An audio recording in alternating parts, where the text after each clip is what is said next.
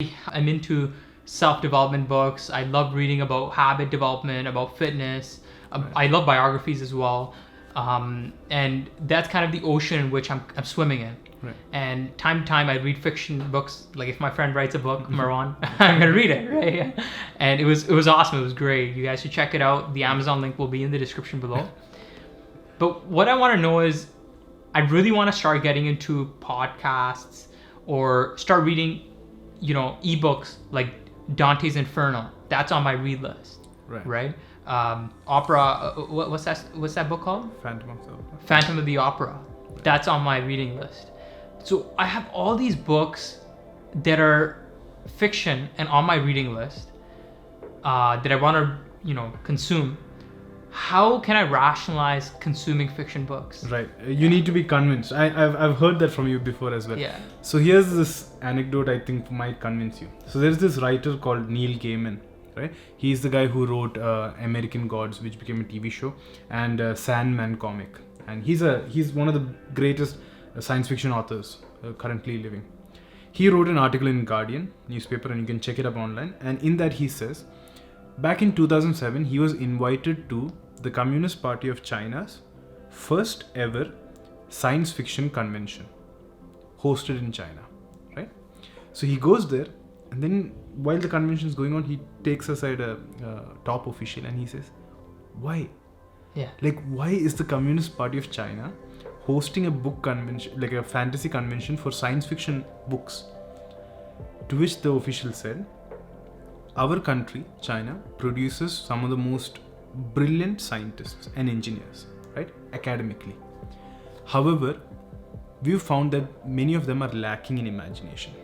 So what happened was, the Chinese government sent delegations to Silicon Valley, to Apple, Google, and they talked to the engineers there. Yeah. And asked, how was your childhood like? What were your interests? And things like that. And what they found is, all of these engineers and scientists used to read science fiction books as kids, and that is what developed their creativity. So right now, one of the most academic-minded political organizations in the world, they organized a science fiction fantasy convention to encourage academic engineers, the most straight-cut, boring kind of people, to read and I don't mean anything by saying boring, but you get what I mean. Academic-oriented people to read books, because it's fine to consume knowledge that will allow you to create a weapon system. But it's only when you read about Star Wars that you're like, oh wow, we can develop lasers, we can develop teleportation devices, we can do it like Star Trek. So creativity is underrated. And this is that left brain, right brain thing. Yeah. Where engineers are like, oh wow, arts, that's great. Please go paint in your corner. Let's make the bridge right now, and you do your painting.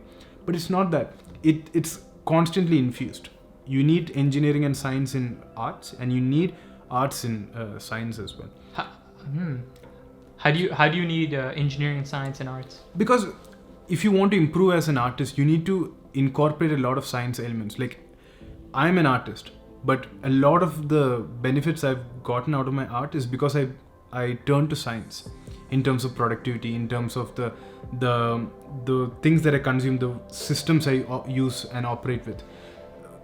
If I'm a videographer and I'm making edits and videos, I rely on Adobe Photoshop and Premiere Pro. So that's a classic example of, I'm an artist, but I need the benefits of science to progress in my art. You flip it around, you are a scientist, but you need, like, if you're at your desk and you're bogged down with work, you need to listen to a really good piece of Beethoven's music to decompress. So we need to stop segregating it and say that the left side is, I don't know which side is which, but one side is supposed to be full of numbers and calculations, and the other side is supposed to be full of colors. It doesn't have to be like that. So this is just a long-minded way of saying, Osama, start reading books. But I would stay off Dante's Inferno for now, because I think so you need to build up to it. That's a very important thing when it comes to reading. I think we need to build a reading list for the common public that allows them to progress. What happens is, when you talk to a person who's really into reading, and you say, oh, I want to start reading, and then they give you Shantaram by Gregory David Roberts. It's a 1,000-page book. It's beautiful. It's one of the best books I've read. But if you give a guy who's never read a book that book to read, he's not going to read it.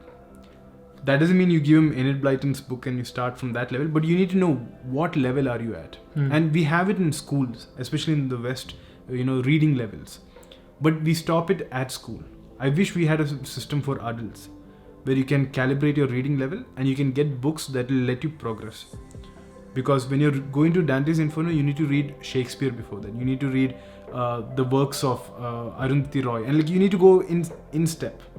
So I'm not discouraging you, but it's gonna be a journey, a fun journey. Absolutely, and I think it's similar to lifting weights, right? Exactly. When someone goes to the gym and they're new to the gym, you're not going to tell them to squat 200 pounds, right? They're going to break their back. They're going to hurt themselves and be discouraged from going to the gym ever again, right? Whereas if you want to encourage someone, you start off with light weights, and it's always good to start lighter and then build as you go.